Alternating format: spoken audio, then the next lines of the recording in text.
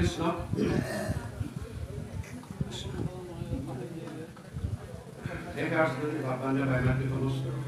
আজি ভাগৱতৰ দশম স্কন্ধৰ এটা অধ্যায়লৈ আমি যাম। তাৰ আগতে গোটেই বিষয়বস্তুটো আপোনালোকক উপস্থাপন কৰিছোঁ যে কীৰ্তনত দুটা তাবিজৰ কথা কৈছে। তাবিজ আপোনালোকে কিছুমান কথা পঢ়িয়েই থাকে আৰু আমি তাবিজ মানে বুজি পাইছেনে? মানে বেদ কি কয় বেজ বিলাকে যিবিলাক বস্তু দিয়া মাতি তাবিজ তাবিজ দুটাৰ কথা কৈছে। আৰু কি তাবিজ আৰু গুৰুজনে সেইখিনি সকলোকে আদৰ্শ দেখুৱাই দিছে যে দুটা তাবিজৰ কথা কৈ দিছো মই। আৰু তাবিজ লৈ কি হ'ল তাকো দেখুৱাইছে। তাবিজ লৈ কি হ'ল ল'ব পাৰে, যাব পাৰে। তাবিজ কিবা এইবিলাক বস্তু যে এইবিলাক কি যে এইবিলাক হৈছে দৈব শক্তি। এইবিলাক দৈব শক্তি কৈছে যে দৈব শক্তি তুমি প্ৰাপ্ত হ'ব পাৰা, ল'ব পাৰা, কিন্তু সাৱধান মই খুদ উলিয়াম। কোনে লৈছিলে? প্ৰথম তাবিজটোৰ কথা কৈছো। প্ৰথম তাবিজটোৰ কথা কৈছো। তাতকৈ ডাঙৰ তাবিজ আৰু বোধহয় কোনেও আমি কোনো বেজাও দিব নোৱাৰে, কাৰো শক্তি নাই। কোনে লৈছিল প্ৰথম তাবিজটো? ব্ৰহ্মাৰ পৰা লৈছিল হিৰণ্যকশিপুৰে। অ নমৰিবু ৰাত্ৰি যদি নতমিত্ৰু নৌক অস্ত্ৰে শস্ত্ৰে কাটিবাব নোৱাৰো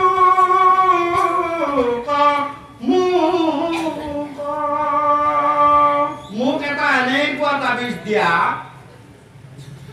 যে মই যদি দিনতো নমৰো ৰাতিও নমৰো, অস্ত্ৰৰো নমৰো শস্ত্ৰৰো নমৰো, ওপৰতো নমৰো তলতো নমৰো, আৰু মিলু কমহিমা হৰি তোমাৰ সমান দিও এহি বৰ ব্ৰহ্মা নমানো।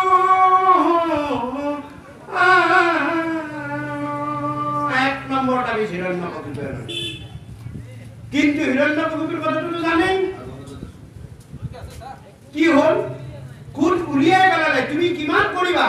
অস্ত্ৰৰে নমৰা শস্ত্ৰৰে নমৰা, নখে চিৰি বিদাৰি ৰাখিয়া নখেৰে মাৰিম, দিনত নমৰা ৰাতি নমৰা গধূলি মাৰিম, ওপৰত নমৰা তলত নমৰা উৰুত মাৰিম, ভিতৰত নমৰা বাহিৰত নমৰা, ভিতৰত নমৰা বাহিৰত নমৰা, মই দুৱাৰ মুখত পিৰালিত মাৰিম, মাৰিমেই মই।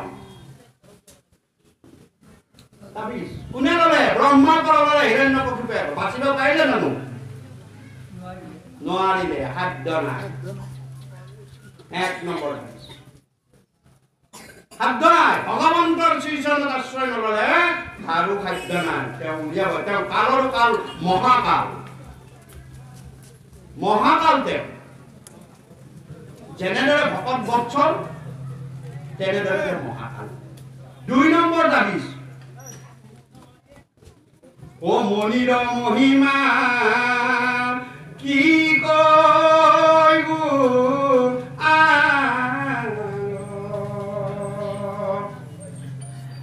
সুবৰ্ণ নিতেশ ব্যস্ত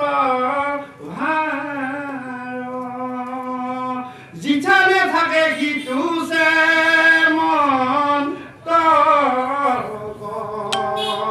নাহিকে দুৰ্ভিক্ষ নাৰী নাহিকে ব্যাধি ব্যাঘ্ৰ সৰ্প ভয় একো উপসৰ্গ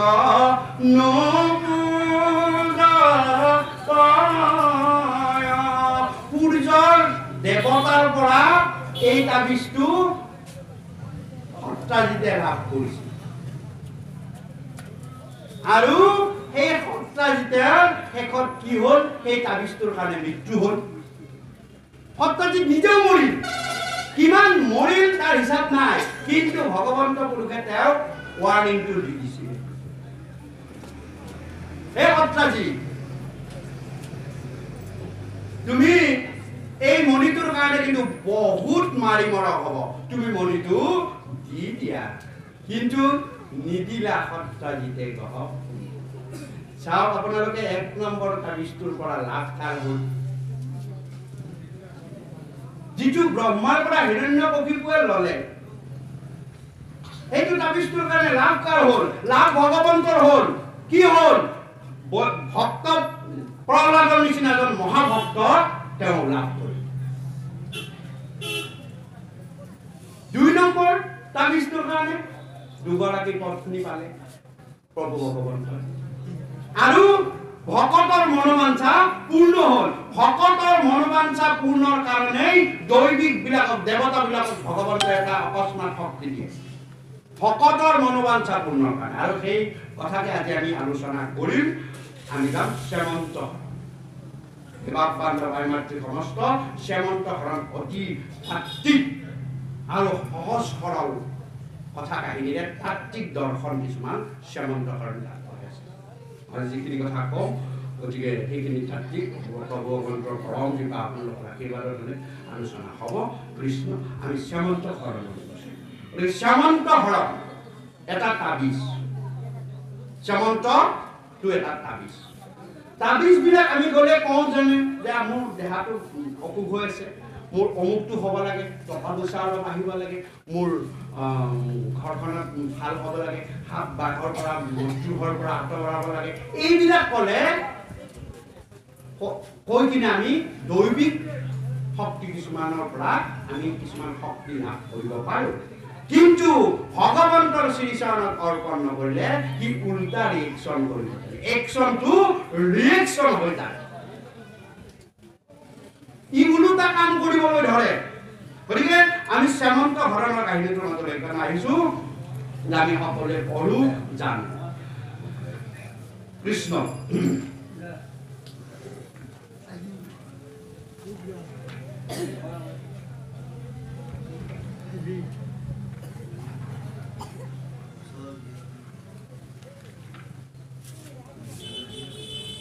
কৃষ্ণ গতিকে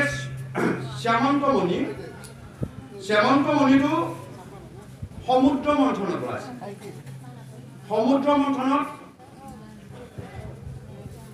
ঐৰাৱত ঘোঁৰা সঞ্জীৱনী শ্যামন্তমণি আকাশৰ অপস্বৰাগণ এনেকে বহুত বস্তু ওলাইছে পুৰভি কামধেনু এইবিলাক ভাগে ভাগে ভাগে ভাগে দি গৈছে আৰু ভগৱন্তৰ দেৱতাসকলক কৈছিলে লোভ নকৰিবা আগত যিটো পায় হাই কাজিয়া নকৰিবা ৰাখি থৈ দিবা হাই কাজিয়া নহয় তোমালোকৰ উদ্দেশ্য কিন্তু অমৃত সেই সমুদ্ৰ মন্থনত যেতিয়া শ্যামন্ত মণিটো ওলাল আৰু শ্যামন্ত মণিটোৱে কি কৰিলে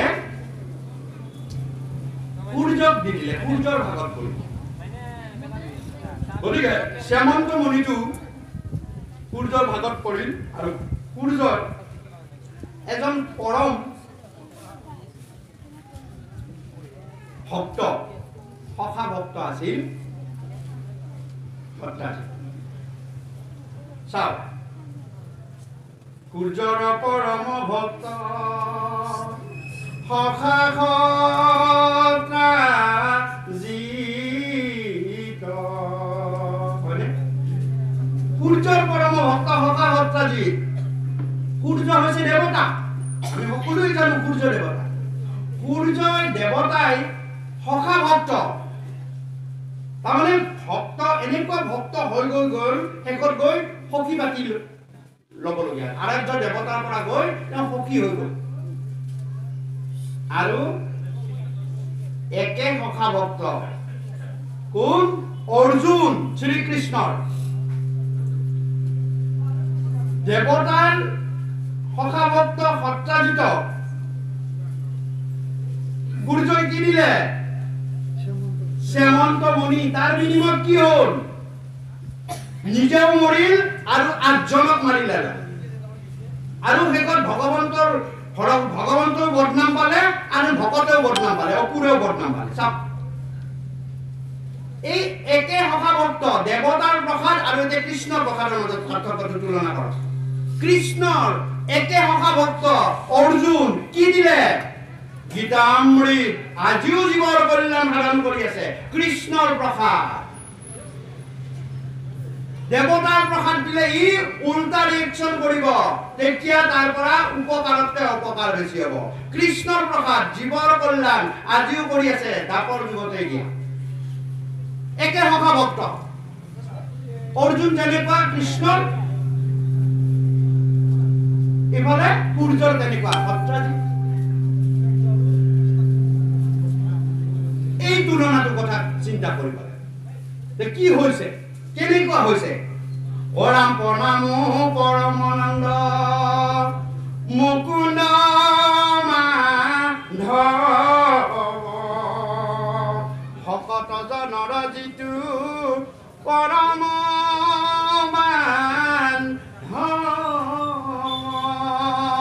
ভুকুটি মুকুটি যাৰ শ্ৰৱণ কীৰ্তনে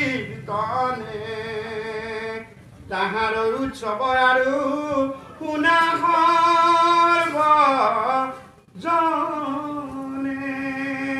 কৃষ্ণ ভোকে কহিল অন্তপুৰী শীতনি পতিত কৃষ্ণক কলংক দিলা ৰাজা সত্ৰাজিত শ্যামন্তক মণিসমে নিজ কন্যা খানি ভয় হুয়া মাধৱক দিলে কয়া পুনি ভগৱন্তই যি কৰে যি লীলা কৰে অৱতাৰ কৰে বাদ কৰে কাজিয়া কৰে যুদ্ধ কৰে যি কৰে যি কৰায় ভকতৰ মনোবাঞ্ছাৰ কাৰণে এই যে সত্ৰাজিত সখা ভক্ত হৈ সূৰ্যৰ পৰা মণিটো সত্ৰাজিতৰ হাতত দিয়ালে উদ্দেশ্য হ'ল ভকতৰ মনোবাঞ্ছা পূৰণ মণিটো দিয়াৰ উদ্দেশ্যটো সেইটো ভকতৰ মনোবাঞ্ছা পূৰণৰ কাৰণে ভগৱন্তই ঐশ্বৰিক কিছুমান বল শক্তি দিয়ে আজি বহুত এজন জ্ঞানী গুণী পঢ়ি অধ্যয়ন কৰিলে তেওঁ ভগৱন্তই সেই জ্ঞান অধ্যয়নখিনিৰে ভকতৰ মনৰ হেঁপাহ পূৰণ কৰিবৰ কাৰণে তেওঁ জ্ঞানখিনি দিছে টকা পইচা দিছে ভকতৰ মনৰ হেঁপাহ পূৰণ কৰিবৰ কাৰণে দিছে চাব আপোনালোকে গোটেই কাহিনীটোৰ শেষত কি হয় শ্যামন্তক মণি আমি গাই থাকো প্ৰসংগ কৰি থাকো বাপসকলে গাই থাকে উদ্দেশ্যটো কি উদ্দেশ্যটো কথা আগতে নকওঁ গোটেই কাহিনীটো মই মাজতে গতিকে অৰাম ফুকনি গতি গুণা সাধু পৰীক্ষিত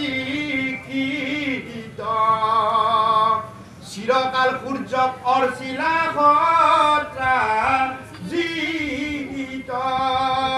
অনেক বৎসৰে তুষ্ট হৈলা দিবা কৰ সত্ৰাজিতে ভকতি ৰিলানীনন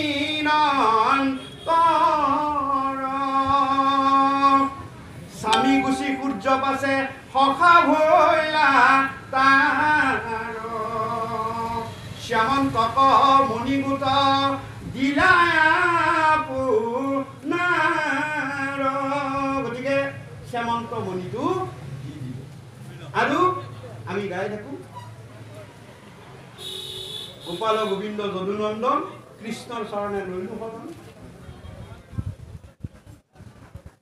গতিকে আমি তাত আছে যে কি সত্ৰাজিতে শুনিয়া সত্ৰাজিতে শুনিয়া হাতী চাৰিলা চক্ৰৰ পানী নহন্ত আদিত্য ঘূৰিলা সত্ৰাজিতক যেতিয়া মণিটো দিলে সত্ৰাজিতে মণিটো লৈ যেতিয়া আহিলে দ্বাৰকাৰ ফালে হাজাৰ সূৰ্য জ্বলানি জ্বলি আহিছে প্ৰজাবিলাকে ভাবিছে এয়া সূৰ্য দেৱতা ভগৱন্তক লগ কৰিবলৈ আহিছে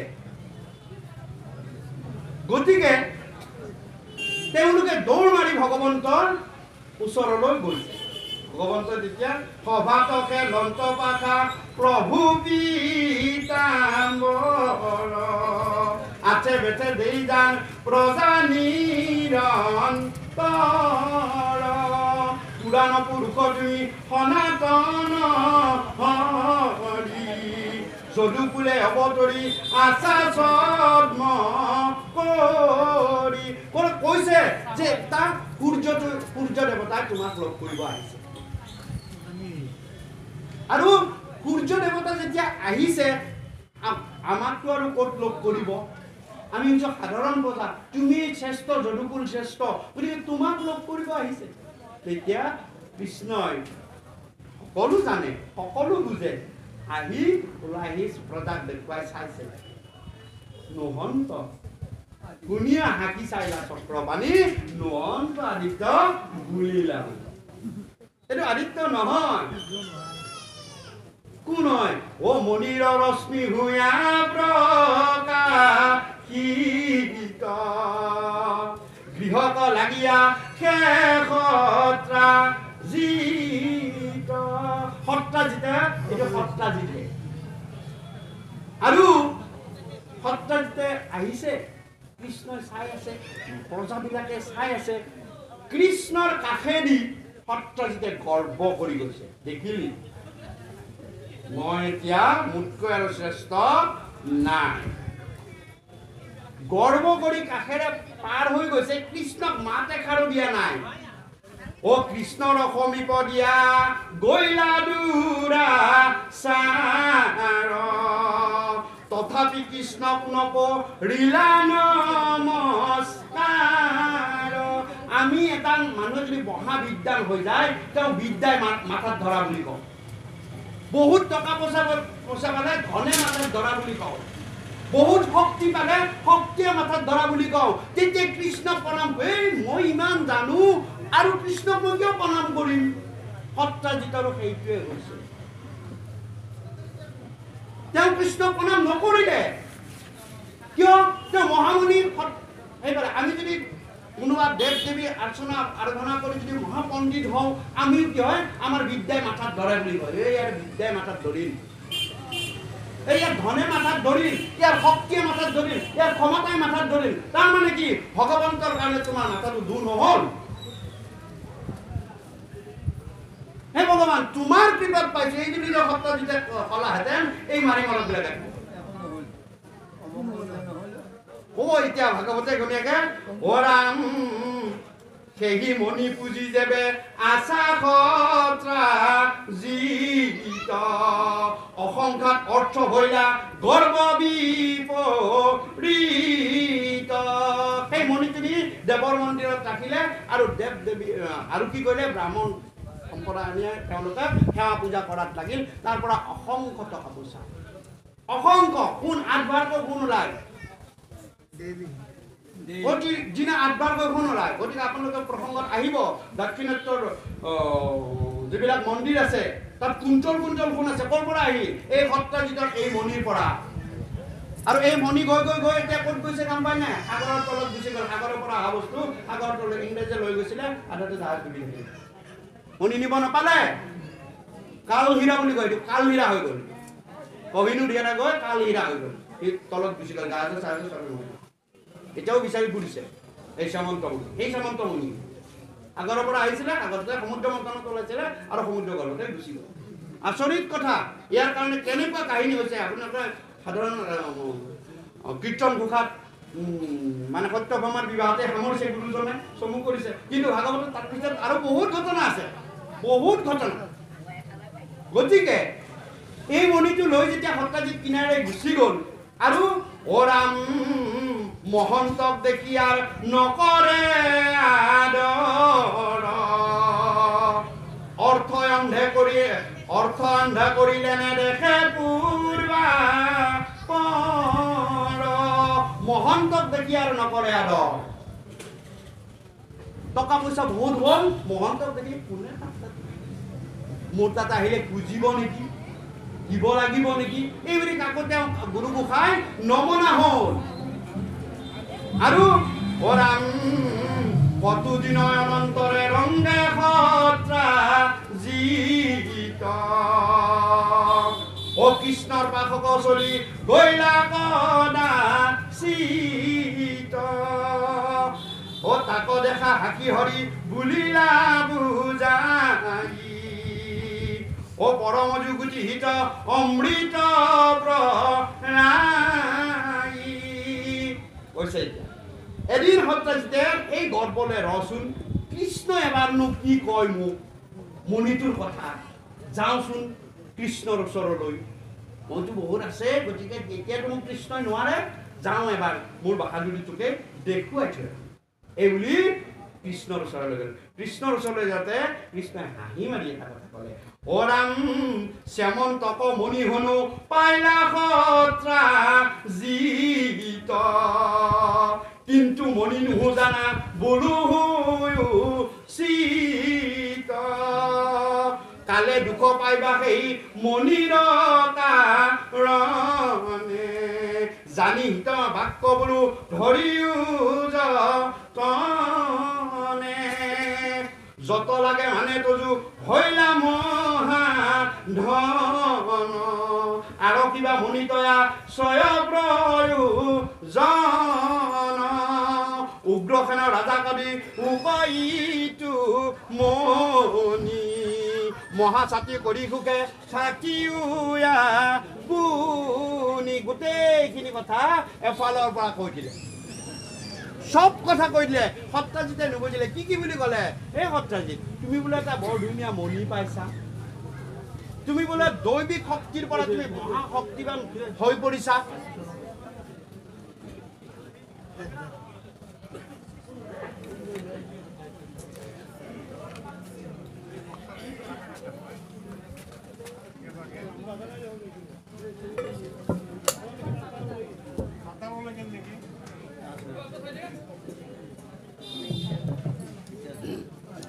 গতিকে হে সত্যাজিত তুমি বোলে মণিটো পাইছা, কিন্তু এইটো মণি নহয় জানিবা,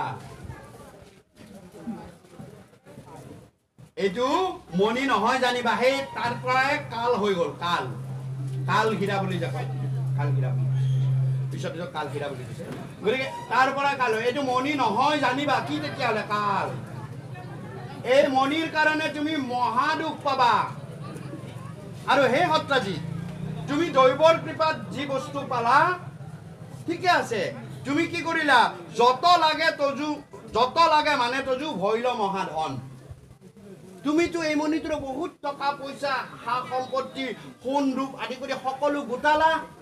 এতিয়া তুমি এটা কাম কৰা, আমাৰো যদি কি হয় বহুত ভাল বিদ্যান জ্ঞানী গুণী হ'লে তেওঁ কোৱা যায় যে জীৱনকালত কৰ্মকালত চাকৰি বাকৰি হওক বা কৰ্মৰ যুগেৰে বহুত টকা পইচা ঐশ্বৰ্য গোটা গোটোৱাৰ পিছত তুমি হ'ল এতিয়া তুমি কৃষ্ণই ক'লে কি তুমি এই মণিটো ৰাজভঁৰালত দি দিয়া প্ৰজাৰ হিতৰ্থে, প্ৰজাৰ হিত হও। ৰাজভঁৰাল টনকিয়াল হোৱা মানে কি, প্ৰজাৰ হিত হোৱা। গতিকে এই মণিটো তুমি ঘৰত নেৰাখিবা, এই মণিটো তুমি কি কৰা, প্ৰজাৰ হিতৰ কাৰণে উগ্ৰসেন ৰজাক দি দিয়া। আমি যদি বৰ উচ্চ ডিগ্ৰীধাৰী এজন বহুত ডাঙৰ বিষয়া এজনক কওঁ যে বাপ আপুনিতো জীৱনত এইখিনি চাকৰি বাকৰি কৰি অৰ্জন কৰিলে, এতিয়া আপুনি যি কৰ্ম কৰে এয়া ৰাজভঁৰালৰ কাৰণে কৰক, প্ৰজাৰ হিতৰ কাৰণে কৰক। আপুনি ৰাজভঁৰালত দি দিয়ক বা প্ৰজাৰ হিতৰ কাৰণে ফ্ৰী অফ কষ্টত কৰক। কৰিবনে? নকৰে। সত্যাজিতেও নকৰিলে। আমি যদি কওঁ ভাল এজন চিকিৎসকক বোলে বাপ হ'ব আৰু আপুনিতো কৰ্মজীৱন শেষ কৰিলে, ইয়াৰ পৰা আপুনি প্ৰজাৰ হিতাৰ্থে আপুনি বিদ্যাখিনি ব্যৱহাৰ কৰক। অৰ্থাৎ আপুনি সকলোকে যিমান পাৰি সেৱা ছাৰ্ভিচটো দি দিয়ক। হ'ল আপোনাৰ অৰ্থ টকা পইচা যিমানখিনি পাৰিলে আপুনি কৰিলে, সেইখিনি আপোনাৰ জীৱনৰ কাৰণে লাগিব। কৃষ্ণই সেইখিনি কথাকেই কৈছিলে সত্যাজিতক। কৃষ্ণই সেইখিনি কথা যে সত্যাজিত তোমাৰ কাৰণে যি মণি মণিটো পালা যিবিলাক সম্পত্তি লাগে সেইখিনি হৈ গ'ল এতিয়া তুমি কি কৰা সেই মণিটো নি ৰাজভঁৰালত দি দিয়া ৰাজভঁৰাল টনকিয়াল হওক প্ৰজাৰ হিত হওক গতিকে কিন্তু সত্ৰাজিতে কি ক'লে ও শনি সত্ৰাজিতে কোপে নিদিলাই উত্তৰ অধুমুখ হোৱা চলি গৈলা নিজ ঘৰ ইয়াৰ কথা শুনিম নে মই ইয়াৰ কথা শুনিয়ে মই ইমান মূল্যৱান মণিটো মই দিম নে নিদিও এইটো মণি মোক সূৰ্যহে দিছে মোৰ দেৱ দেৱীৰ শক্তিৰ পৰাহে মই এইটো পাইছো মই আৰু মোৰ কাৰণে লাগে মই আৰু ৰাইজৰ কাৰণে কিয় দিওঁ মোক যিমান লাগে মোক শেষলৈকে লাগি থাকে সেই দিনটোকলৈ মোক লাগে কিয় মই ৰাইজৰ কাৰণে দিলে কি হ'ব হ'ব কাৰণ ভগৱন্তৰ তাত উদ্দেশ্য আছে এই যে ভগৱন্তৰ মনত যে অহংকাৰ হ'ল বাপসকল বাপ বান্ধৱ আহিমাতৃ ভগৱন্তৰ সত্ৰাজিতৰ মনত যে অহংকাৰ হ'ল অহংকাৰৰ কাৰণো ভগৱন্ত পুৰুষ নিজে ভগৱন্ত অহংকাৰটো কৰাই দিছে ই মোক মণি নিদিয়ে মই জানো আৰু ভগৱন্তই খুজি দেখুৱাইছে কাৰণ বদনামখিনি ভগৱন্তৰ গালৈ টানি আনিছে নহ'লে বেলেগে বদনাম পায় আৰু কথাটো বেলেগ হৈ যায় তাৰমানে ভগৱন্তৰ উদ্দেশ্যটো পূৰণ নহয় এই বুলি কি কৰিছিলে মণিটো খুজি দেখুৱাইছে নিদিয়েতো জানে ভগৱন্ত পুৰুষে জানে নিদিয়ে মণিটো নিদিয়ে তথাপিও খুজি লওঁ কাৰণ ইয়াত মোৰ বহুত উদ্দেশ্য আছে কি উদ্দেশ্য আমি প্ৰসংগতে কোৱা হ'ব গতিকে অ ৰাম ও সুকুমাৰ নামে আৰু আছে পুত্ৰ অ ৰাম একদিনা সেই মণি পিন্ধি ৰংগ মনে একেশ্বৰে মৃগ মাৰি বাক গৈল বনে গতিকে সেইবাৰ কি হ'ল সত্ৰাজিতে মণিটো প্ৰসেনজিৎ নামক ফুল ভাই মানে ফুলখালী বুলিও কয় গৰ্ভন্ত শব্দবিলাকৰ অলপ সেই আছে বাৰু যিয়ে নহওক ফুল ভাই বুলি কৈছে ফুল ভাইকক দিবি যি দিব্য মণি আৰু সেই মণিটো কি কৰিলে ডিঙিত পিন্ধি লৈ হাবিলৈ গুচি গ'ল চাওক তাৰ শক্তিৰ অপব্যৱহাৰ দৈৱ ক্ৰমে তুমি ভাল শক্তি পাব পাৰা কিন্তু যদি অপব্যৱহাৰ কৰা ইয়াৰ পৰা কি হ'ব উল্টা ৰিয়েকশ্যন হয় বহুত ভাল ডক্টৰৰ হাততো ৰোগীৰ মৃত্যু হয় কিয় হয় তেওঁতো কোনোদিন সেইটো সেই কৰা নাছিল কিয় হয় ভগৱন্তই কৈছে হয় হ'ব পাৰে সেইকাৰণে প্ৰসেনজিৎ মাৰি মৰক নহয় জীৱনীৰ লগত থাকিলে কেনেকে প্ৰসেনজিৎ মৰিল তেতিয়াহ'লে কেনেকে সিংহ মৰিল কেনেকে ঘোঁৰা মৰিল হয় ভগৱন্তক অৰ্পণ নকৰিলে এই বিদ্যা এই ঐশ্বৰ্য এই ধন এই দৈবিক শক্তিয়ে উল্টা ৰিয়েকশ্যন কৰিব ধৰে আৰু উদ্দেশ্য কিন্তু ভগৱন্তৰ নিজৰ এই বুলি কি কৰিলে বনলৈ গ'ল কি হ'ল সিংহই দেখিলে মই কাহিনীটো সময় আনিছো গতিকে সিংহই দেখিলে আৰু সিংহই যেতিয়া দেখিলে সিংহই ভাবিলে এইটো কি বস্তু কি মূল বুজিব সিংহই কি কৰিলে সেই বস্তুটোকে খোৱা বস্তু বুলি লৈ কি কৰিলে অখৰণৰ পৰা মণিটো লৈ দৈবিক শক্তিক আনিব পৰা শক্তি এবিধে আছে সিংহ এনে প্ৰতীক অৰ্থত গুৰুজনে লিখা নাই এনেই লিখা নাই দৈবিক শক্তিক কাঢ়িয়াই দিব পৰা শক্তি এটাৰে আছে সেয়া আছে নাম সিংহই দৈবিক শক্তিক কাঢ়ি লৈ আহিব পাৰিব বেলেগে কোনেও নোৱাৰে সেইকাৰণে সিংহক দিছে তাত গতিকে সেয়া নাম সিংহ দৈবিক শক্তিক কাঢ়ি লৈ আহিব পৰা শক্তি যদি আছে অকল নাম সিংহৰ আছে কাৰণ কোনো তন্ত্ৰ মন্ত্ৰ কোনো যজ্ঞ নাই সেইকাৰণে সিংহৰ দ্বাৰা মণি লৈ গুচি আহিলে সিংহে মাৰি মণি নীৰা জানিব নোৱাৰি। তাৰপিছত সিংহৰ যেতিয়া লৈ গ'ল, সিংহৰ পিছত আহি গ'ল ভালুক। ভালুকটো অলপ আছে, ভালুক নহয় বাবকৰ। জীৱ শক্তি নাম সিংহই লৈ আহিলে, সেই শক্তি কোনে কণ্ট্ৰল কৰিব পাৰে? কোন হয়? 6 জন ভকতৰ ভিতৰত শেষ ভকত হ'ল জাম্বৱন্ত ভকত। ভকতৰ হাততে এই বস্তু কৰিব লাগিব, আৰু ভকতৰ মনোবাঞ্ছা সিদ্ধিৰ কাৰণে হৈছে শ্যামন্তমণি। ভকতেহে তাক ৰখাব পাৰিব। ভকতৰ হাতত পৰিলে আৰু কোনো উল্টা ৰিয়েকশ্যন নহয়, বন্ধ হৈ গ'ল তাতে। আৰু ভকতৰ হাতৰ পৰা যেতিয়া আকৌ যাব, চাব আকৌ আৰম্ভ হ'ব কাহিনীটো। এইবিলাক দৰ্শন, এইবিলাক চিন্তন কীৰ্তন ঘোষা ভাগৱতৰ মাজত সোমাই ধৰিছে মহাপুৰুষ গুৰু দুজনাই। গতিকে শব্দতকে তাৰ তত্ত্ববিলাক চিন্তা কৰক। সুৰ সঞ্চাৰ শব্দতকে তত্ত্ববিলাক চিন্তা, কি বস্তু, কিয় হয়, কেনেকুৱা হয়, আমাক কি পথ দেখুৱাই থৈ গৈছে। আমি বিপথে যাব লাগে নেকি?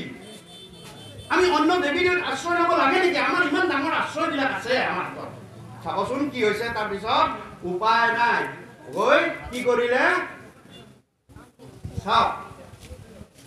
যি বস্তু সূৰ্যই সখা ভক্তক দিলে, সেই বস্তু ভকতে কি বুলি ব্যৱহাৰ কৰিলে? এই সৰু ল'ৰা ছোৱালীয়ে খেলনা বস্তু বুলি ব্যৱহাৰ কৰিলে। সৰু ল'ৰা ছোৱালীয়ে এই খেলনা বস্তুত পৰিণত হ'ল। ভকতৰ কাৰণে সেইটো একো মূল্যৱানেই বস্তু নহয়। জাম্বুমন্ত কৈছে এইটো কিয় বস্তু নেকি, তাক খেলনা। আঠবাৰকে শুনো লোৱা সেই মহামূল্যৱান মানিক মহাবস্তু সিংহ মাৰি মৰক নোহোৱা সেই মহামূল্যৱান শ্যামন্তমণি ভকতৰ কাৰণে কি হ'ল? সৰু ল'ৰা ছোৱালীৰ খেলনা বস্তু হ'ল। খেলিবলৈ দি দিলে, খেলিবলৈ দে। বিচিত্ৰ মণিগুল ধৰি ধাই, কৃষ্ণ কৈছে মুখে নিদিলি ধায়ে খেলিব যা। মুখে নিদিলি, ভকতেতো নেখেলে, নুচুৱে। ৰখীয়া কাম কৰা বা উমলি ফুৰা ধাইজনী ঘে বিচিত্ৰ মণিগুল ধৰি ধাই, বাটতো পুৰা শিশু মলাই কিহত পৰিণত কৰাই দিলে শ্যামন্তমণি। চাওক, ভকতৰ কাৰণে সেই শ্যামন্তমণি একো দৰকাৰ নাই, প্ৰয়োজন নাই। নহলে কি জাম্বুমন্ত ডিঙিত পিন্ধি থাকিব নোৱাৰিলেহেঁতেন? তানে কন্যা ৰত্ন আছে নামে জাম্বুৱন্তী, তেওঁ ডিঙিত বন্ধাই দিব নোৱাৰিলেহেঁতেন? কিন্তু দেখুৱাইছে কি ভকতৰ কাৰণে শ্যামন্তমণিক প্ৰয়োজন বোধ নাই, কোনো দৰকাৰ। গতিকে শ্যামন্তমণি গাত সোমাই এই বন্নবাই মাতৃ সমস্ত এই আধাৰ কাহিনীৰ তাত্ত্বিক বিষয়। এতিয়া যেতিয়া গ'ল, কিন্তু ইফালে দ্বাৰকাত কণাকণি লাগি, অৰ্থাৎ ইকানে সিকানে গ'ল। প্ৰসেনজিত মৰিল, মণিটো নাই, সিংহই মানি মণি নিলে, এইবিলাক একো নাজানে। মানে সকলোৱে কাণাকানি লাগিল কি প্ৰসেনজিত নাই, মণিটো সহকাৰে গৈছিলে। আৰু এইটো দুষ্ট চক্ৰ হৈছে কৃষ্ণ। খুজি নাপায় ভাইক মাৰি কৃষ্ণে নীলামণি, শুনি সৰ্বলোকে আকৌ কৰে কানা ইকানে ইকানে কয়, বেকত নকৰে কেহু মাধৱ পদৰে। কোনে কিন্তু মুখ খালি নকয়। কাৰণ এটা কথা শুনিছনে বোলে কি এই কৃষ্ণই বোলে প্ৰসেনজিতক মাৰিলে মণিটোৰ কাৰণে, আৰু মণিটো আহি বোলে ভিতৰত থৈ দিছে। গতিকে চাওক, কৃষ্ণই আৰু হাঁহে, মইতো সাপ পাই থৈ দিছো আগৰ জনম বদনাম পাবলৈ, দে তহঁতে বদনাম দে, মই সাপ পাইছো দে। সেইটো এটা কম কি সাপত ভগৱন্তৰ গালৈ এই বদনাম আহি, ভগৱন্ত গুৰুকে ৰামজনমত সাপ পাই থৈ দিছে। গতিকে কৃষ্ণই নাহে বদনাম হৈছে দে বদনাম মই মাৰিলোঁ এইটো তথাপিও লোকক দেখুৱাই 4জন নগৰীয়া লৈ তেওঁ কি কৰিলে অৰণ্যত বোলে বলচোন বল সঁচা মিছা কথাটো ওলাই পৰিব লগে লয়া নগৰীয়া এনায়ক সংখ্যাত প্ৰসন্নৰ কথা যদি জানতো নহয় প্ৰবন্ধে কৰা ৰহিটো সুযোগনি নাই কত দূৰ গয়া পাছে দেখিলাম হিত প্ৰসন্ন পঢ়ি আছে ঘোঁৰাই হিত গতিকে এনেকে ওলাই গ'ল সিংহা মাৰি মুনি নিলা তাকো জানিলে গৈ গৈ গৈ জাম্বৱন্তৰ গুহাটোৰ মুখত এতিয়া জাম্বৱন্তৰ যেতিয়া গুহাটোৰ মুখত ৰৈ দিলে দেখি কৃষ্ণই ভাবিছে যে ইহঁতেতো মোৰ লগত আৰু যাব নোৱাৰে মোৰ এতিয়া চিন্তা হ'ল ভকত আৰু ভগৱন্ত মুখামুখি হ'ব ভকত ভগৱন্ত মুখামুখি হ'ব তাত কাৰো স্থান নাই ভকত ভগৱন্ত এয়া মই যি কৰিছো সকলো লীলা ভকতেহে জানে ভকতৰ হাতত এতিয়া মণি পৰিছে যেতিয়া মই নিশ্চিন্ত কি হ'ল ৰামায়ণৰ কথা লৈ আহিছো প্ৰভু শ্ৰীৰামচন্দ্ৰই ৰাৱণ বধ কৰিলে বিভীষণক ৰজা পাতিলে আৰু সদল বলে বানৰ সেনা সহিত তেওঁৰ সীতাক লগত লৈ অযোধ্যালৈ আহিব তেতিয়া দেখিছে সকলো সেনা উৎফুল্লিত অযোধ্যালৈ যাম সকলোৱে মনটো ভাল লাগি আছে কিন্তু একমাত্ৰ জাম্বৱন্ত তেওঁ মনটো মাৰি সেই বহু দূৰত বহি থাকে মন চন মাৰি থাকে আমন জীৱন কৈ থাকে ৰামে প্ৰভু শ্ৰীৰামচন্দ্ৰৰ কথাটো লক্ষ্য কৰিছে কিয় জাম্বৱন্ত এনেকুৱা মন মাৰি থাকে এদিন জাম্বৱন্তৰ ওচৰলৈ প্ৰভু শ্ৰীৰামচন্দ্ৰ গ'ল সেই জাম্বৱন্ত সকলোৱে প্ৰজাক ভাল পাইছে আই মাতৃক লৈ আমি এতিয়া অযোধ্যালৈ যাম কি ভাল লগা কথা অযোধ্যাত আমি ৰাজ্য কৰিম তুমি কিয় মনটো মাৰি আছা তেতিয়া জাম্বৱন্তই বৰ দুখ মনেৰে কৈছে হে প্ৰভু কি কম মোৰ দুখৰ কথা বোলে কোৱাচোন কোৱা বোলে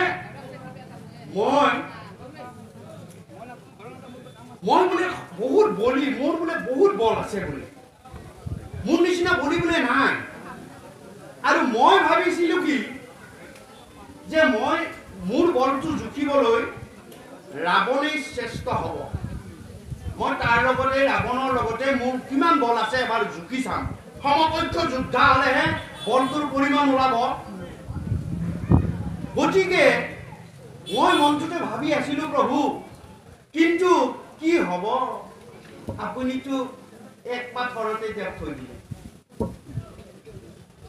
সেই মহাবলী ৰাৱণক আপুনি এবাৰতে নিমেষ কৰি থৈ দিলে এতিয়া মোৰ আৰু যুদ্ধ কৰিবলৈ মানুহ কোনো নাই বোলো তাৰমানে তোমাৰ এতিয়া মোৰ লগত যুদ্ধ কৰা মন এই প্ৰভু কেনেকে পাৰিম মই আপোনাৰ লগত যুদ্ধ কৰিবলৈ আপোনাৰ শ্ৰীচৰণ সেৱা কৰাই মোৰ কাম কিন্তু তোমাৰ এতিয়া বলটোৰ জোখা বোলে নহল প্ৰভু মনৰ হেঁপাহটো থাকি গ'ল হ'ব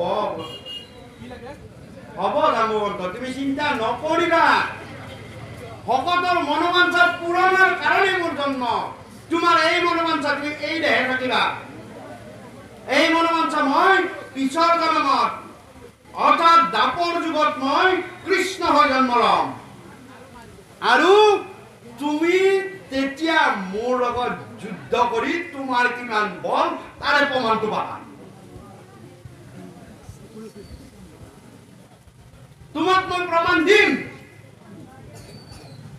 মই তোমাক অহা জন্মত প্ৰমাণ দিম তুমি এই দেহে থাকিবা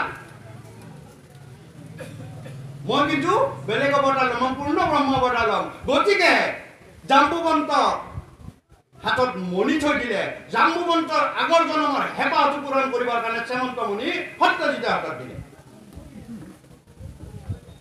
যোৱা এতিয়া বাকীবিলাক খানাক থৈ তেওঁ কি কৈছে গৰ্তত অকেশ্বৰে গৰ্তে কৃষ্ণে প্ৰৱেশিলা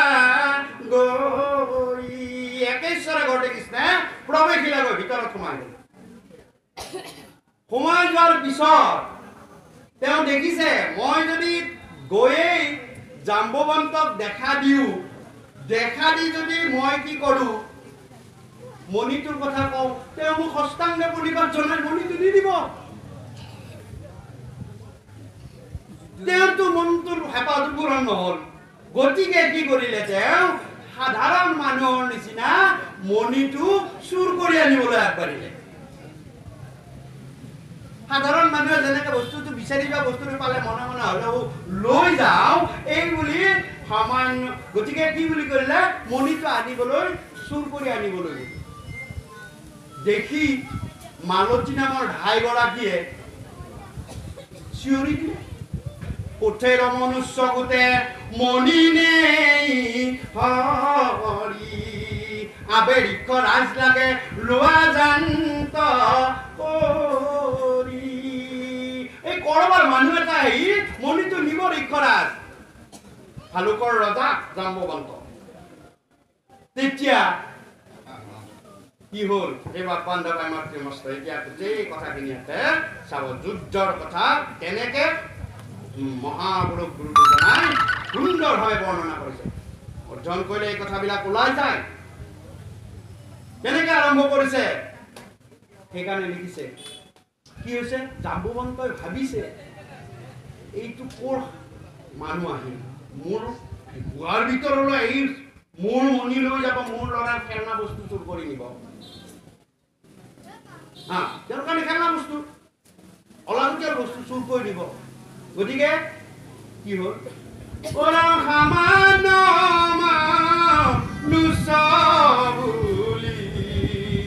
মহাক্ৰোধে গইলা ধৰি নজানি প্ৰভাৱয়াতি লগাইলে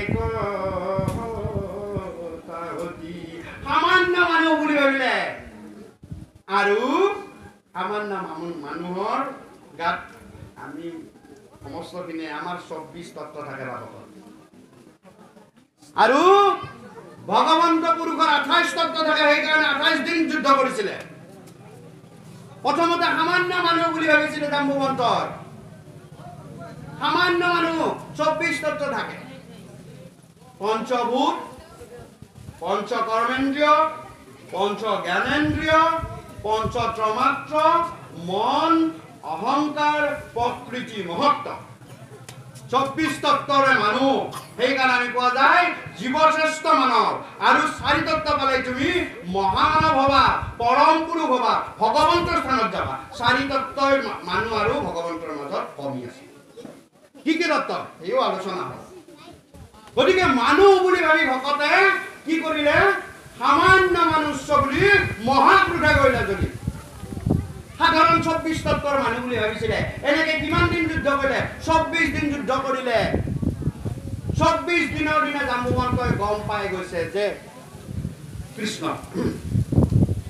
24 দিনৰ দিনা গম পাই গৈছে যে এও সাধাৰণ মানুহ নহয় 25 দিন যুদ্ধ কৰিলে তেতিয়া জাম্বৱন্তই গম পাইছে এও সাধাৰণ মানুহ হ'ব নোৱাৰে সাধাৰণ মানুহ হ'লে মোৰ লগত সেইকাৰণে ভকত তত্ত্বহে গম পায় সেই 4 তত্ত্ব বেলেগে গম নাপায় সেইকাৰণে জাম্বৱন্ত ভকত কাৰণে ভগৱন্তৰ 4 তত্ত্ব তেওঁ দেখা পাইছে এক তত্ত্ব 25 দিনৰ দিনা 26 দিনৰ দিনা আৰু এক তত্ত্ব 27 দিনৰ দিনা আৰু এক তত্ত্ব 28 দিনৰ দিনা তেওঁ 28 তত্ত্ব গম পাইছে ওৰাম গুৰে ঘাম যাই ওৰাম কেহুবলে নুহিকিন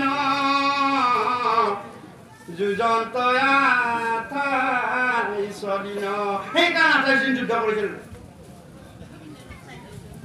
ওৰাম খামাই ওৰাম কৃষ্ণৰ পহাৰ পাই পাছে মহা ঋক্ষৰাই কৃষ্ণৰ পহাৰ পাই কি হ'ল মাথাৰ পৰা ঘাম জুলে তললৈ বৈ আহিব ধৰিলে শান্ত হইলা মহাদুখে নিশ্বাস হব যাইলা মুখে ভাগে যে নচ কোটি স্কন্ধ শৰীৰেৰ চিন্দে বন্ধ বান চিঙি গ'ল কিহৰ বান কৰ্ম বন্ধনৰ বান ভকতৰ দেখিলে আৰু ভগৱন্তই পেলাই ল'লে, লৈ চৰণ দাঙি দিলে।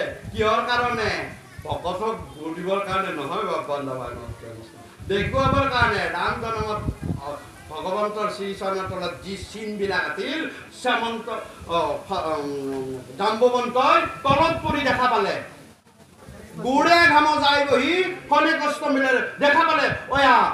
তেতিয়া আৰম্ভ কৰিলে, নহয় নহয় নহয় প্ৰভু, তুমি মোৰ লগত এই 28 দিন যুদ্ধ কৰি মোৰ বলৰ পৰীক্ষাটো দেখিলে তোমাৰ মই গম পাইছো তুমি সামান্য মনুষ্য নহয়। তুমি 28 তত্ত্ব প্ৰকাশ কৰিছা 28 দিনত। সামান্য মনুষ্য হ'লে 24 দিনতে নিমৰ হাতত বধ হৈ যাব লাগিব।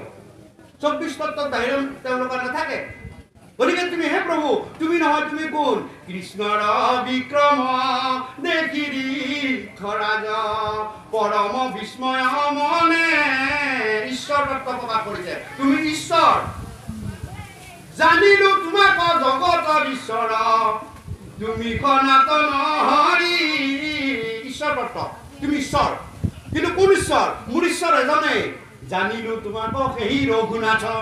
দেখিছে, ৰাম তত্ত্ব প্ৰকাশ কৰি দিলে যে মোৰ এজন ঈশ্বৰ, সেই হৈছে প্ৰভু ৰাম, আৰু তুমি ৰাম, তুমি বেলেগ হ'বই নোৱাৰে।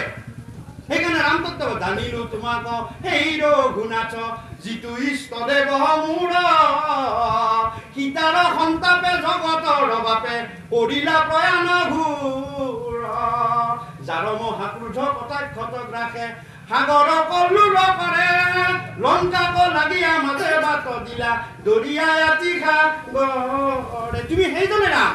আগে নি চিনিলো, এবেহে জানিলো। আগতে চিনি পোৱা নাছিলো প্ৰভু। তুমি ৰাম, মোৰ এজন ঈশ্বৰ। প্ৰথমতে ঈশ্বৰ তত্ত্ব প্ৰকাশ কৰিলো, তাৰপিছত ৰাম তত্ত্ব। মোৰ সেইজনে ঈশ্বৰ, তুমি ৰামেই হ'ব লাগিব হে প্ৰভু। এই বুলি কৈ আগে নিচিনিলো, আগে জানিলো, তেন্তে তুমি চিনি ৰাম। আগে চিনি পোৱা নাছিলো মই তোমাক, তুমি ৰাম হয়। গতিকে ৰাম তত্ত্ব প্ৰকাশ কৰি দিলে জাম্বৱন্তই। আৰু জাম্বৱন্তই ৰামত বাহিৰে কোনো কাকো চিনি নাপায়, কৃষ্ণক চিনি পোৱা নাছিল। মোৰ ঈশ্বৰ এজনে, সেই হৈছে প্ৰভু শ্ৰীৰাম, আৰু তুমি ৰাম। আগে নিচিনিলো, আগে জানিলো, তেন্তে তুমি চিনি ৰাম। অজ্ঞানিক মোক প্ৰভুক আমি চৰণ। এইবুলি জাম্বৱন্তৰ ভকত স্তুতি। এই ভকত স্তুতি পৰম পুৰুষক কৰিছে।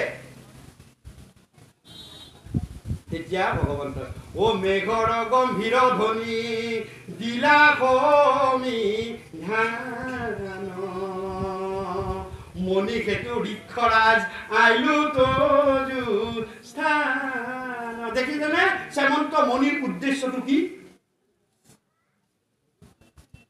ভকতৰ মনোবাঞ্ছা পূৰণ। আমি যি দৈবিক শক্তি পাওঁ সেয়া কি? দেৱ দেৱীৰ শক্তি পাওঁ কি? ভকতৰ মনোবাঞ্ছা পূৰণৰ কাৰণে ভগৱন্ত কৃপা কৰে। শ্যামন্ত মণিটোৰ উদ্দেশ্য সেইটো আছিল। আৰু তেতিয়া কি হ'ল? পৰম ভকত তুমি জানো তোমাক দিয়া মণি মোক মই নেওদাৰ। গতিকে জানো মই তুমি পৰম ভকত, তোমাৰ এই মণিত কোনো একো দৰকাৰ নাই।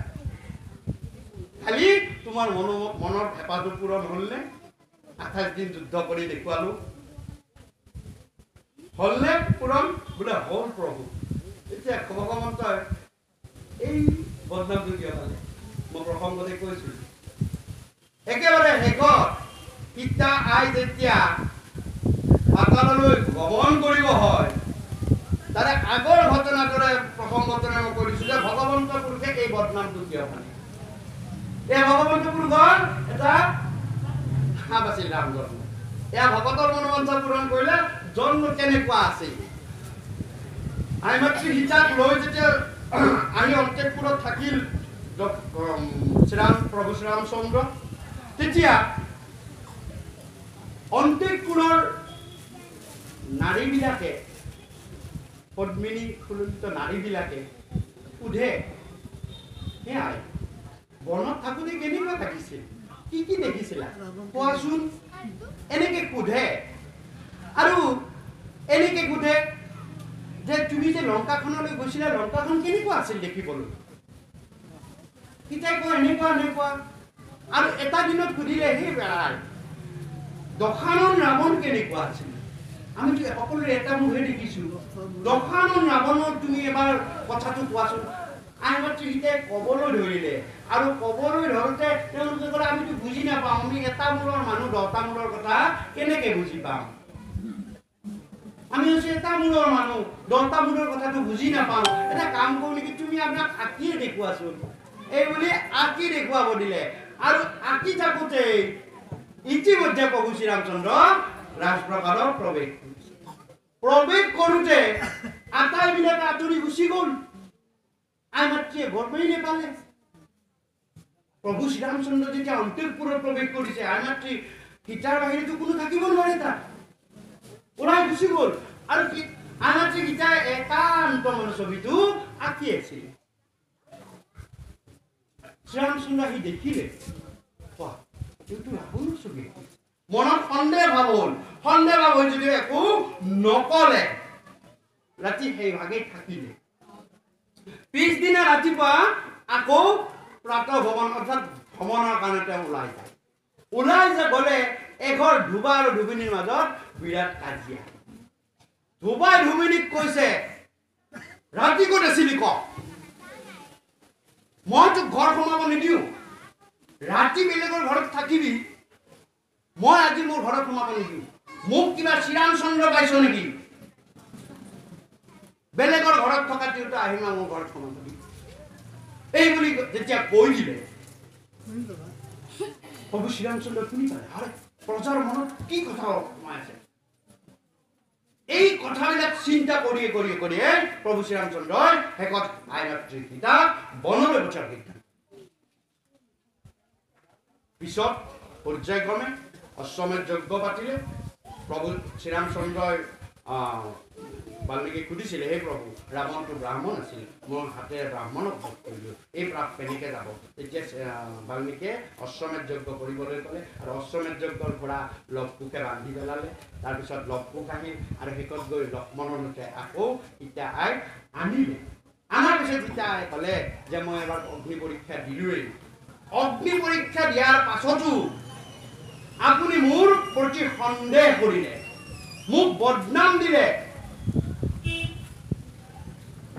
গতিকে হে প্ৰভু মই এইটো জন্ম আৰু ইমানতে সামৰি মই এতিয়া আইমাতৃ বসুমতীৰ বাটাৰ গৰ্ভত মই প্ৰৱেশ কৰিলোঁ হে প্ৰভু মই যদি সঁচাই ঠিকে আছিলোঁ অহা জন্মত আপুনিও এটা বদনাম পাব আপুনিও এটা বদনামৰ ভাগি হ'ব লাগিব সেইকাৰণে শ্যামন্তমণিৰ বদনামটো প্ৰভু ভগৱন্তই গাত পাতি ল'লে মোৰতো এটা আছে বদনাম সেই বদনাম গতিকে সেই তত্ত্বৰ কথা ক'লো ভগৱন্তই গতিকে সেই শ্যামন্তমণিটো ভগৱন্তই তাৰপিছত আৰু এটা কথা কৈছিলে আৰু প্ৰভু সেই বদনামটোৰ কাৰণে আপুনি মোক লগ পাব এই বদনামৰ কাৰণে মই এৰি হলো সেই বদনামৰ কাৰণে আপুনি মোক লগ পাব কি উত্তৰ পালে তানে কইনা ৰত্নই আছে নামে জানব মন্তি কৃষ্ণক বিবাহ দিলা ৰংগৰী কপতি কৃষ্ণক বিবাহ দিলা ৰংগৰী কপতি পাতললৈ যোৱা সীতা আইক আকৌ প্ৰভু ভগৱন্তই ঘূৰাই পালে সেই বদনামটোৰ কাৰণে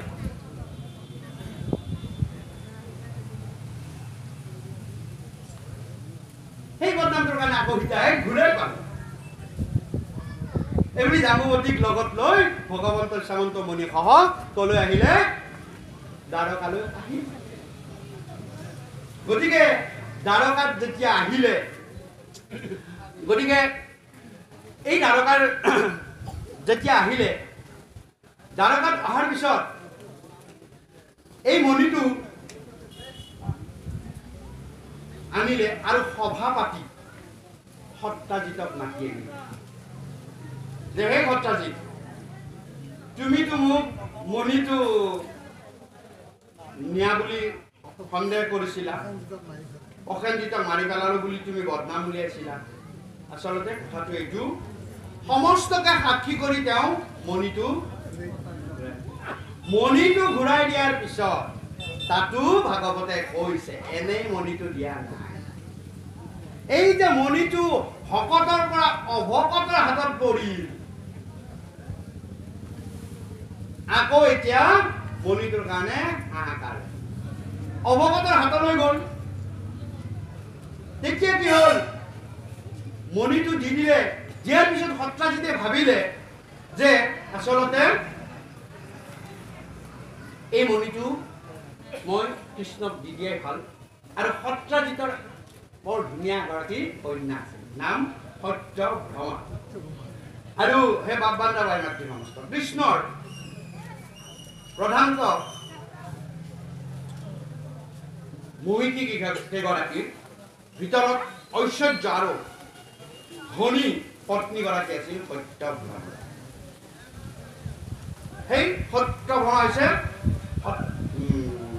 সত্ৰাজিতৰ। এই সত্যভামাকেই অক্ৰূৰে বিয়া পাতিব বিচাৰিছিল। ধুনীয়াও টকা পইচা আছে, গতিকে অক্ৰূৰে বিয়া পাতিব লৈছিল। কিন্তু এই মণিটোৰ কাৰণে কৃষ্ণক কি কৰিলে? তানে কন্যা ৰত্ন আছে কৃষ্ণ। গতিকে কি কৰিলে? মণিটোৰ কাৰণে কি হ'ল? কৃষ্ণক সত্যভামাক বিয়া দিবলগীয়া, বিয়া দি দিলে। কিন্তু কৃষ্ণই মণিটো ক'লে যে তুমি অপুত্ৰ, তোমাৰ ল'ৰা ছোৱালী নাই, গতিকে তুমি মণিটো থৈ দিয়া। ইংগিত কৰি কৃষ্ণৰ কথাটো কৈছে, ইংগিতত কৈছে যে তুমি মণিটো থৈ দিয়া, তোমাৰ তাতে মণিটো থাকক। গতিকে যেতিয়া ক'লে, সত্ৰাজিতে ভাবিলে ভালেই হ'ল, মই মণিটো নি ঘৰত ৰাখিম। তেতিয়া অক্ৰূৰে চিন্তা কৰিলে, মোকতো ছোৱালী নিদিলিয়েই, গতিকে অক্ৰূৰে এজন লগ ললে। অক্ৰূৰে কৃতবৰ্মাক লগ ললে, লৈ কি কৰিলে যে কৃতবৰ্মা, মোৰ সত্ৰাজিতৰ লগত ছোৱালী নিদিয়াৰ কাৰণে মোৰ দ্ৰোহ আছে, মই সত্ৰাজিতক আৰু নিদিলে এতিয়া মণিটো সত্ৰাজিতৰ হাতত আছে, গতিকে মণিটো আমি লৈ আহিব লাগে। ক'লে যে মণিটো যদি লৈ আহিলে কি কৰা যায়? বোলে সত্ৰাজিতক মাৰিব লাগিব, সত্ৰাজিতক মাৰিব লাগিব। কৃষ্ণৰ যি শহুৰে সত্যভামাৰ পত্নী, সেই কৃষ্ণৰ শহুৰে বোলে বোলে কি কৰিব লাগিল? বোলে আমি এটা কাম কৰো, আমি এটা ভেৰণীয়া গুণ্ডা লওঁ, টকা পইচা দি কিনি লৈ এটাৰ উদ্দেশ্য এটা, অমুকক মাৰিব লাগে। এইবুলি শতধনু নামৰ এটা ভেৰণীয়া গুণ্ডা ললে, যাতে ৰাতিৰ ভিতৰতে গৈ সত্ৰাজিতক মাৰি থৈ গ'ল। কৃষ্ণ জানে এইটো কাম কৰিব, এই বুলি কৃষ্ণ কি কৰিলে? ঘটনাটো হোৱাৰ আগতেই তেওঁ তাৰ পৰা গুচি গ'ল। দ্বাৰকাৰ পৰা গৈ তেওঁ পাণ্ডৱক ক'ব লাগিল, ক'লো হস্তিনাপুৰ পালেগৈ, মই এবাৰ হস্তিনাপুৰলৈ যাওঁ। ইফালে কৃষ্ণ নথকাৰ সুযোগ লৈ শতধনু ভেৰণীয়া গুণ্ডা দিলে, ললে আৰু লৈ অক্ৰূৰ আৰু কৃতবৰ্মাই পঠিয়াই দিলে। আৰু ৰাতি কোনো নাই ঘৰখনত, অকল সত্ৰাজিতেই থাকে। শতধনুৱে গৈ মাৰি পেলালে তাক সত্ৰাজিত। কিহৰ কাৰণে? মণিটোৰ কাৰণে। এয়া উল্টা ৰিয়েকশ্যন আৰম্ভ হলে। সত্ৰাজিত মৰি গ'ল। সত্ৰাজিত যেতিয়া মৰি গ'ল, হাহাকাৰ লাগিল দ্বাৰকাত। দ্বাৰকাত হাহাকাৰ লাগিল, আৰু দ্বাৰকাত যেতিয়া হাহাকাৰ লাগিল, তেতিয়া যেতিয়া দ্বাৰকাত হাহাকাৰ লাগিল আৰু কৃষ্ণ নাই, সত্যভামাই হোৱাই ধোৱাকৈ কান্দিব ধৰিলে, হাহাকাৰ লাগে। আনকি সত্যভামাই ৰথ লৈ একেবাৰে হস্তিনাপুৰ পালে। আৰু সত্ৰাজিতৰ হটো কিমান উন্নত চিন্তা। এই কাহিনী দ্বাপৰ যুগৰ কাহিনী, দ্বাপৰ যুগৰ সময়ৰ কাহিনী। সেই সময়ত কি কৰিছিলে জানে? সত্যভামাই এই যে দেউতাকৰ শৱদেহটো তেলত ভৰাই থৈ গুচি গৈছিল। লৈছিলে মানে প্ৰিজাৰ্ভেশ্যন মৃতকৰ প্ৰিজাৰ্ভেশ্যন সেই ব্যৱস্থাটো সংৰক্ষণ সেই সময়তে দৰ্শনটো দেখুৱাই থৈ গৈছে বিজ্ঞানৰ কথা সেইবিলাক কথাই পিছত বিজ্ঞানে এপ্লাই কৰিছে সত্যভামা ক'লে হস্তিনাপুৰলৈ ৰথ লৈ গৈছে উৰণীয়া বিমানত যোৱা নাই ৰথ লৈ গৈছে 7 দিনত গৈছে গৈ কৃষ্ণক কৈছে কি হ'ল তুমি আহিলে যে নহয় বোলে কি বোলে মোৰ দেউতাক কোনোবাই মাৰিলে আৰু মাৰি মণিটো লৈ গৈছে কৃষ্ণই মিচিকে এটা হাঁহি মাৰিলে মাৰাৰ পিছত ক'লে ইছৰাম বৰ দুখ কথা হ'ল নহয় এইবুলি তাতে হুৱাই দিয়াকৈ কান্দিব ধৰিলে লোকক দেখুৱাই বুলি কৈছে চব জানে বলাচোন বলা মই যাওঁ এইবুলি কৃষ্ণ সত্যভামাৰ লগত ঘূৰি আহিলে আকৌ দ্বাৰকালৈ কৃষ্ণ অহা শুনি শতধনুৰ জীৱ কঁপিব ধৰিলে বোলে মোক এতিয়া কৃষ্ণ আহিয়ে মাৰিব তেওঁ লগে লগে তাৰ ওচৰলৈ গ'ল কৃতবৰ্মাৰ ওচৰলৈ গ'ল বোলে তোমালোকে মোক পইচা পানীখিনি দিয়া আৰু এই মণিটো লোৱা মই মোৰ কাম কৰিলোঁ মই এতিয়া পলাওঁ ইয়াৰ পৰা বোলে কিয় বোলে কৃষ্ণ আহি আছে আহিয়ে মাৰিব মোক অক্ৰূৰ তেতিয়া কৃতবৰ্মা বুলি মইতো তোমাক মণি আনিব কোৱা নাই অক্ৰূৰেহে কৈছে তুমি অক্ৰূৰক দিয়াগে মই ৰাখিব নোৱাৰো এই বুলি মণিটো অক্ৰূৰৰ হাতলৈ আহিলে অক্ৰূৰৰ হাতলৈ আহোঁতে অক্ৰূৰক ক'লে যে তুমি মণিটো লোৱা মোক পইচা পানী অলপ দিয়া মই ইয়াৰ পৰা পঢ়াম এই বুলি অক্ৰূৰক দিলে অক্ৰূৰে কিবাকে ৰাখো নাৰাখোকে ৰাখিলে ৰাখাৰ পিছত শতধনু পলোৱাৰ পিছতে কৃষ্ণ আহি পাইছে আহি পাই থাকে হয় কাহিনী হ'ল পুৰা শতধনু ক'ত গ'ল বোলে ৰবা দাদা এটা কাম কৰা ব'লা আমি শতধনুক বিচাৰি যাওঁ এই বুলি বলভদ্ৰক লগত লৈ শতধনুক বিচাৰি শতধনুক যেতিয়া বিচাৰি গ'ল গৈ বলভদ্ৰ আছে লগত বলভদ্ৰ কৈছে শতধনুৰ লগত মণিটো আছেতো মণিটো কিন্তু অক্ৰূৰৰ হাতত আছে কৃষ্ণ শতধনু যেতিয়া মাৰিছে তাৰ লগতে মণি থাকিব গতিকে মণিটো তেওঁৰ লগতে থাকিব এই বুলি কৈ আগবাঢ়ি গৈ খেদি